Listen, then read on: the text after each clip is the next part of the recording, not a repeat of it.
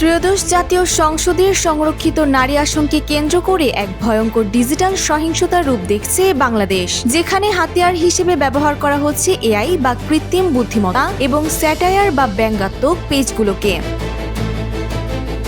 সম্প্রতি জামাতে ইসলামীর মনোনীত প্রার্থী মার্দিয়া মমতাজের একটি ছবি ফেসবুকে ভাইরাল হয়েছে, যেখানে তাকে জিন্স পরা অবস্থায় দেখা যাচ্ছে, কিন্তু অনুসন্ধানে দেখা গেছে ছবিটি শতভাগ ভুয়া এবং এআই দিয়ে তৈরি। শুধু মার্দিয়া নন, বিএনপির সুবর্ণা শিকদার ঠাকুর থেকে শুরু করে অভিনেত্রী রুকাইয়া জাহান চমক কেউই বাদ যাননি এই অপপ্রচারের তালিকা থেকে।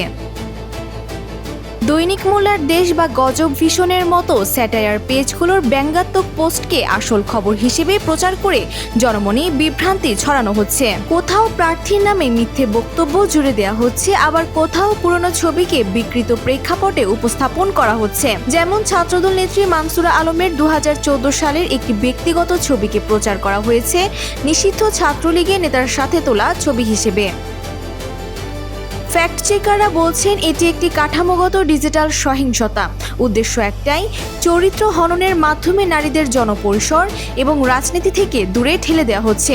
যখনই কোনো নির্বাচনে নারী প্রার্থীদের অংশগ্রহণ বাড়ে, তখনই তাদের লক্ষ্যবস্তু করার এই নোংরা প্রবণতা দেখা যায়। এই ধরনের অপতথ্য কেবল একজন ব্যক্তির সম্মানহানি করে না, বরং গণতান্ত্রিক প্রক্রিয়ার সচ্ছলতাকেও প্রশ্নবিদ্ধ করে। কৃত্রিম বুদ্ধিমত্তার এই যুগে তথ্যের সত্যতা যাচাই না করে শেয়ার করা আপনার অজান্তেই কোনো প্রার্থীর ক্যারিয়ার ধ্বংস করে দিতে পারে। তাই চোখ রাখুন শোতে, বিভ্রান্তিতে নয়।